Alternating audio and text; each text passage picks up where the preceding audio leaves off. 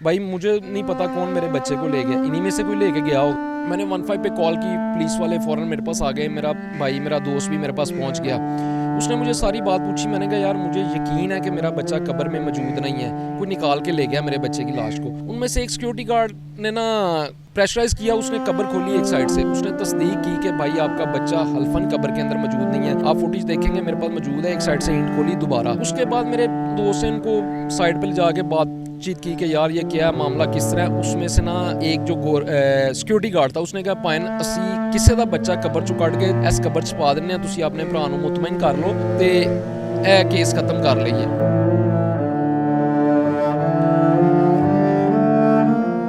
अस्सलाम वालेकुम नाज़रीन, आप देख रहे हैं उर्दू क्रॉनिकल और मैं हूं हमाद सईद। आज जो है अजब करप्शन की गज़ब दास्तान है कि इस मुल्क के अंदर हम जो अपने प्यारों को दफनाते हैं, इस मुल्क के अंदर जलाया तो नहीं जाता, इस मुल्क के अंदर ये रिवाज तो नहीं है।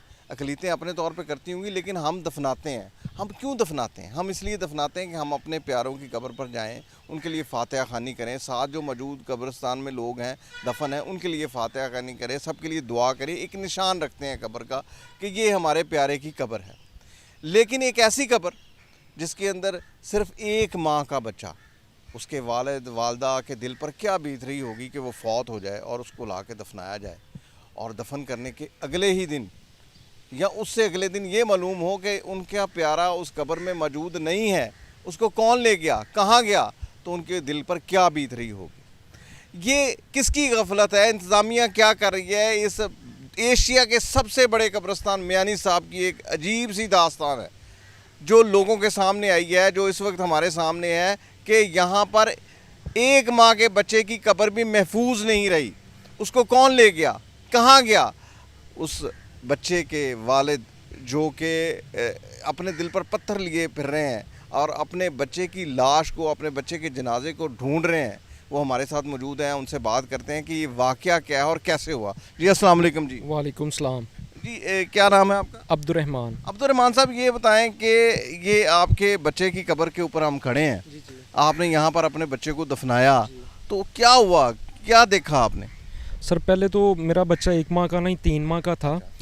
तो मेरा बच्चा ना इतवार की रात अप्रैल के 22 अप्रैल को फोत हुआ। जब मैं रात को उसको दफना के आना 12:30 बजे, तो पीर वाले दिन मैं कब्रिस्तान नहीं आ सका, मजबूरी थी, मेरा एक्सीडेंट हुआ था जिस वजह से मैं चल नहीं सकता था। मैं पीर को नहीं आया। मैं मंगल को जब आया हूँ ना सर, तो मैंने देखा एक साइड से ना कॉर्नर से मेरे बच्चे की कब्र खुली हुई थी और कफन मेरे बच्चे का बाहर पड़ा हुआ था। कफन बाहर पड़ा हुआ था? कफन बाहर पड़ा हुआ था।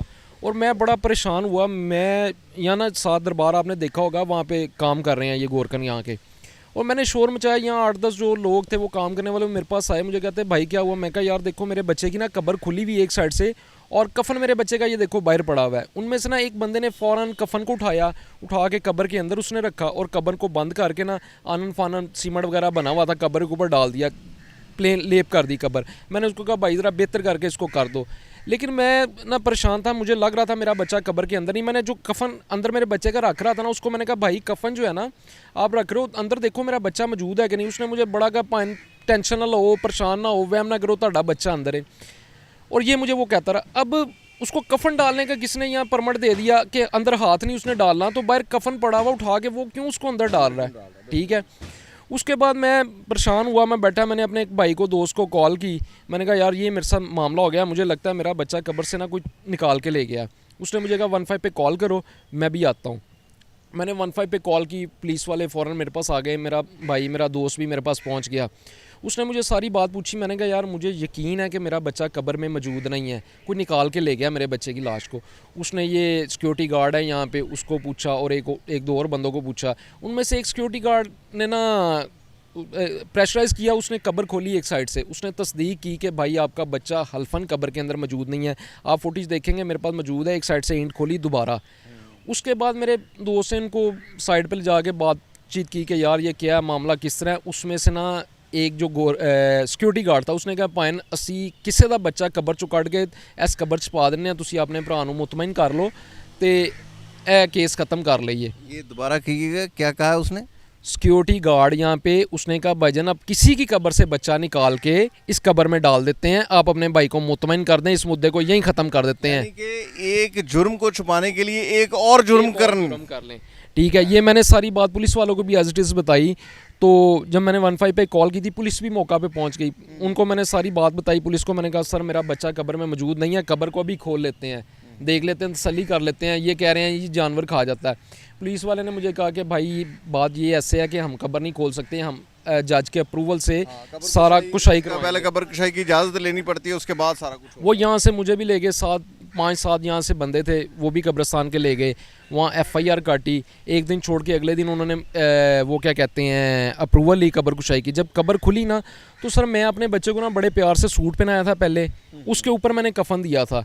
जब कब्र खुली ना तो मेरे बच्चे का सूट अंदर मौजूद था, और सूट की पोजीशन ये थी कि एक भी कुत्ते के काटने का या किसी जानवर के काटने का निशान नहीं था। सूट बिल्कुल ठीक था, सूट और कफन दोनों बिल्कुल महफूज थे। सर अगर जानवर कोई खाता मेरे बच्चे को तो कहीं से कोई सूट फटता या कोई मामला होता। मैंने खुद ये सारा आता जो है इतना मैंने खुद घूमा। वो जब भी कोई जानवर वो पहले भिंबोड़ता है, हाँ जी सर, झंझोड़ता है उसको, नोचता है, और वो नाखून से वो हाँ जी, पंजे, हाँ जी। कोई ऐसा निशान सर ऐसा कोई अच्छा, वकूआ ये नहीं। एक तो होता है ना सूट चले ऐसे, क्या कब्र के इर्द गिर्द भी किसी जानवर का कोई निशान नहीं ऐसा मिला? सर मौके पे तो मेरी कंडीशन ऐसी थी, मैं कुछ भी नहीं देख सका। मेरी ये कंडीशन थी कि मेरा अंदर से फट गया था, मैं बर्दाश्त नहीं कर सका। मैं आवाज़ चीखो पुकार कर रहा था, मेरी आवाज़ नहीं थी निकल रही। ऐसी बात ये मेरा मामला था। लेकिन जब तस्दीक हो गई तो उसके बाद ये सारी बात है, एडमन को भी पता है, उसके नीचे असिस्टेंट एडमन भी है, पुलिस वाले यहाँ उन्होंने कब्र कुशाई की। उन्होंने उनको कहा बशीर साहब ये किसी जानवर का काम नहीं है, ये किसी इंसान का काम है जो कब्र से बच्चा चोरी करके ले गया है। और सर अभी तक ना इंतज़ामिया ने कुछ भी नहीं किया, ना कोई बच्चा ढूंढा, ना कोई बंदा पकड़ा। यहाँ हज़ारों नशई फिरते हैं, पता नहीं क्या करते हैं, मेरी समझ से बाहर है। और मैं डेली आता हूँ कब्रिस्तान। यहाँ से सर आप एक दरख्त की टहनी तोड़ के नहीं लेके जा सकते, आप पे पर्चा है।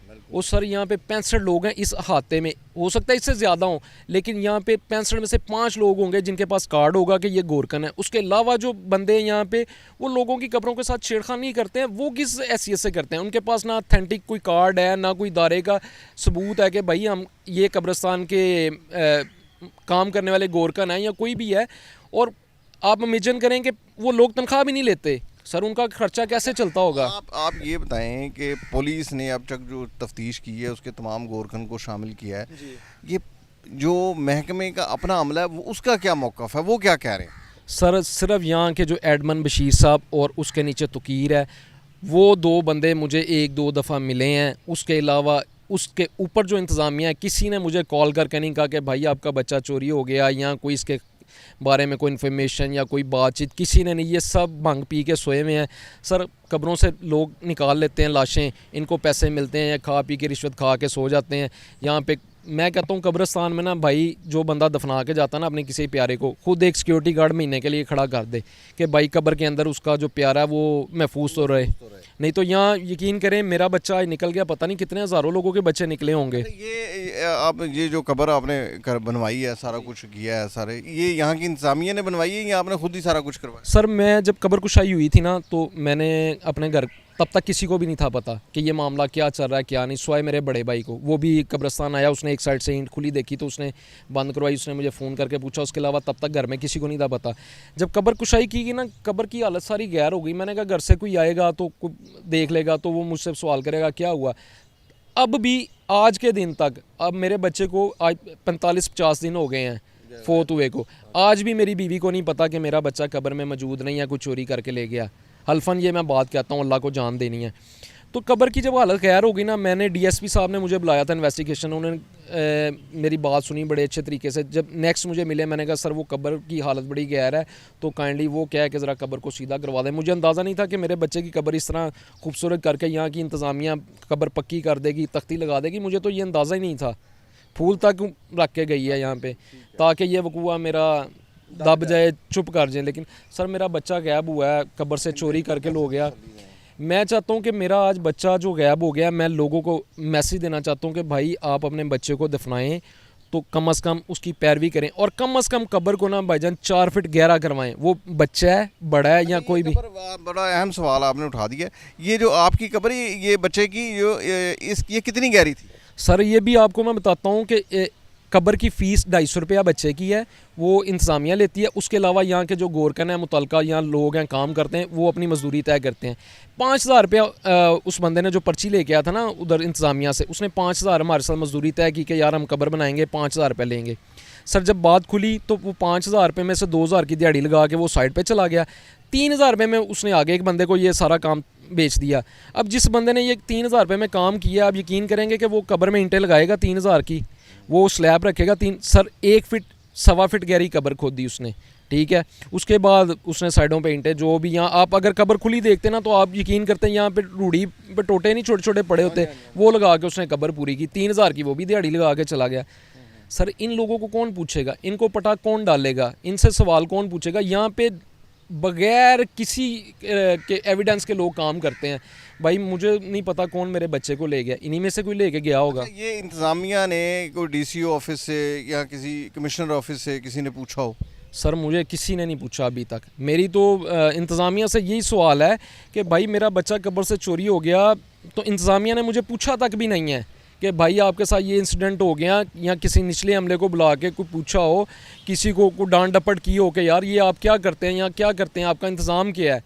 सर नाकस इंतज़ाम है। मियानी साहब कब्रिस्तान इतना बड़ा कब्रिस्तान है और तारीखी कब्रिस्तान है, ये एशिया का सबसे बड़ा। लेकिन सर यहाँ पे इंतज़ाम मैं आपको क्या बताऊँ। अब ये मेरे वालिद साहब की कब्र, अगर आपका कैमरामैन दिखाए ना, तो जब ये कब्र बच्चे की खोली ना तो साथ वाली कब्र ये मौजूद नहीं थी पहले। इसकी हाँ जी, ये इसकी आधी स्लैब मेरे वालिद साहब की कब्र के ऊपर है। तो मैंने उसको कहा कि भाई ये कब्र बीच में कैसे बन गई? वो कहता नहीं ताड़ी कब्र पूरी की है, ए स्लैब वैसे ही उत्ते रखी। यहाँ पे भाई आप मत पूछें यहाँ के हालात क्या हैं। यहाँ के गोरकन अपने 2, 4, 500 की खातर ना पूरी मुर्गी लाल कर देते हैं। अच्छा, ये हमारे साथ मौजूद थे अब्दुर्रहमान साहब, इनके बच्चे के साथ जो भी वक़ूआ हुआ, जैसे भी हुआ, यहाँ पर कब्रों की जगह नहीं है। ये इंतज़ामिया से हम भी पूछें और दोबारा भी पूछेंगे जाके मौक़िफ़ में, कब्रों की जगह नहीं है, लेकिन आलीशान मज़ार तमीर हो रहे हैं, बहुत बहुत आलीशान। और सिर्फ मज़ार तमीर नहीं हो रहे, उसके साथ हुजरे भी बनाए जा रहे हैं कि उन मज़ारों के जो गद्दी नशीन हैं या जो उन वहाँ पे काम करने वाले लोग हैं उनके लिए हुजरे बनाए जा रहे हैं। ये मियानी साहब का हाल है। मगर इसके बात सिर्फ यहाँ तक नहीं रुकती। बात ये है कि ये कोई पहला वाक़या नहीं है मियानी साहब कब्रिस्तान में। इंतज़ामिया की आंखें खोलने के लिए ये कोई पहला वाक़या नहीं है। मालूमात ये हुई है कि ये छठा वाक़या है यहाँ पर। ये छठा ऐसा वाक़या है जिसके अंदर बच्चे की कब्र जो है वो खोली गई है और वहाँ से मुर्दा जो बच्चा का जिस्म है वो गायब कर लिया गया है। ये कौन करता है? पुलिस अपनी बातें करती हैं, इंतज़ामिया जो है वो सब कुछ जानवरों पर डाल देती है और वालिदैन रोते पीटते चीखते रहते हैं और वो फिर आकर दिल पर पत्थर रख कर खामोश हो जाते हैं। लेकिन ये खामोशी कब तक? ना कमिश्नर ना डिप्टी कमिश्नर जो ज़िम्मेदार हैं इन कब्रिस्तानों के, जिनके अंडर तमाम लाहौर के कब्रिस्तान आते हैं और ख़ास तौर पर मियानी साहब आता है, ये खामोश है। हम अब रब्ता करेंगे जो शरीफ साहब हैं, जो यहाँ के हेड हैं, जो यहाँ के इंचार्ज हैं, जो एडमिनिस्ट्रेटर पावर रखते हैं, उनसे बात करेंगे कि वो इसके ऊपर मौक़िफ़ दें कि क्या है। आइए अब उनसे उनके पास चलते हैं, वो क्या कहते हैं। बहुत शुक्रिया जी।